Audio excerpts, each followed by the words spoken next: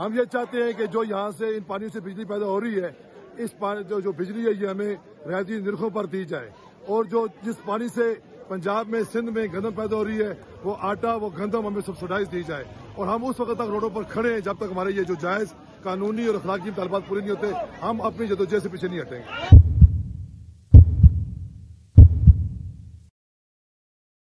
पाकिस्तान के कब्जे वाले कश्मीर में हालिया विरोध प्रदर्शनों को कई जरूरी मुद्दों से हवा मिली है।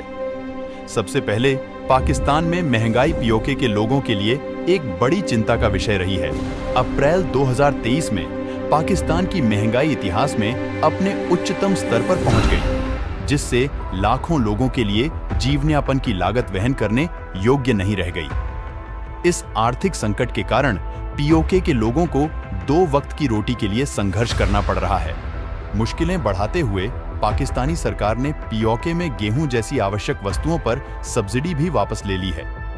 इसके परिणाम स्वरूप किफायती आटे की भारी कमी हो गई है। सड़कों पर लंबी कतारें लगने लगी हैं और यहां तक कि गेहूं ले जाने वाले ट्रकों को लूटने की भी घटनाएं हुई हैं। पीओके के लोगों को लगता है कि उनके साथ गलत तरीके से भेदभाव किया जा रहा है, क्योंकि सरकार देश के बाकी हिस्सों को सब्सिडी देना जारी रखती है, जबकि उन्हें उसी राहत से वंचित रखा जाता है। पीओके के लोगों की एक और बड़ी शिकायत पाकिस्तानी सरकार द्वारा लगाए गए भारी बिजली कर है। सितंबर 2023 में सरकार ने क्षेत्र में बिजली पर अत्यधिक कर लगा दिया, जिससे निवासियों के लिए बिजली बिल 50 लाख तक हो गया। इससे पहले से ही संघर्ष कर रही आबादी के लिए बुनियादी बिजली का उपयोग वहन करना अविश्वसनीय रूप से कठिन हो गया है। कई लोगों ने आत्महत्या जैसे हताश कदमों का सहारा लिया है। पीओके के लोगों को लगता है कि उनका शोषण किया जा रहा है, क्योंकि उनके क्षेत्र में मंगला बांध पाकिस्तान की कुल ऊर्जा मांग का 20% उत्पन्न करता है। फिर भी उन्हें इस बांध से उत्पन्न बिजली का केवल 30% ही प्राप्त हो रहा है। पाकिस्तान के पहले राष्ट्रपति द्वारा पीओके के लोगों को मुफ्त बिजली प्रदान करने के वादे को पूरी तरह से नजरअंदाज कर दिया गया है, बल्कि सरकार ने उनसे उसी बिजली के लिए 3 गुना कीमत वसूल की है। पीओके में हाल ही में बड़े पैमाने पर विरोध प्रदर्शन का अंतिम कारण लोगों की चिंताओं को दूर करने में सरकार की विफलता थी।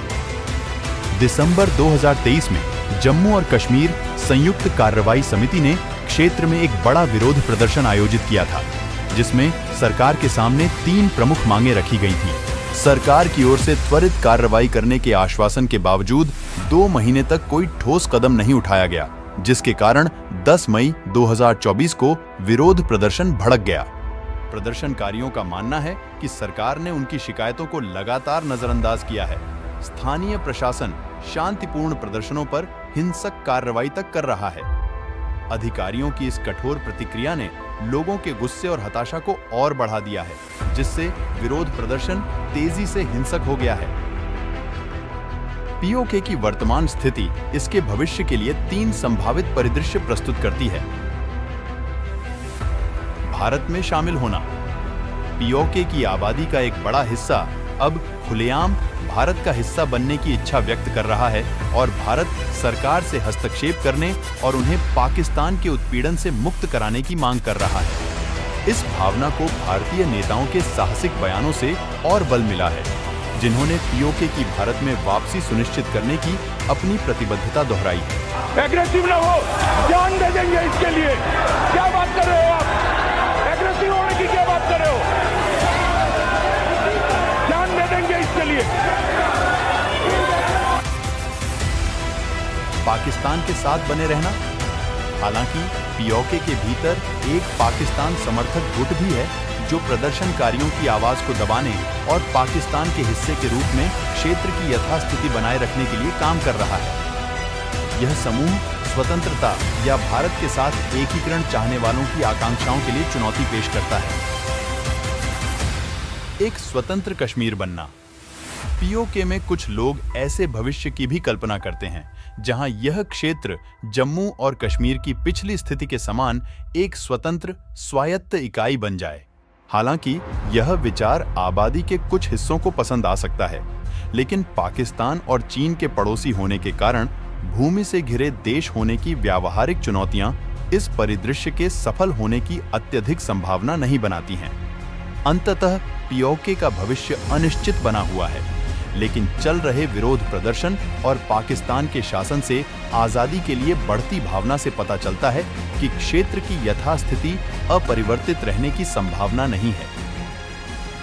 जैसे जैसे स्थिति विकसित होती जा रही है, निकट भविष्य में क्षेत्र के भू राजनीतिक परिदृश्य में एक महत्वपूर्ण बदलाव की संभावना के साथ अंतर्राष्ट्रीय समुदाय और भारत सरकार घटनाक्रम पर बारीकी से नजर रखेगी।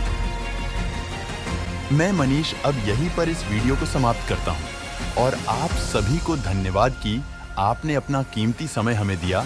ऐसे ही हमारे साथ जुड़े रहें। मिलते हैं ऐसे ही एक नए जानकारी वाली वीडियो के साथ।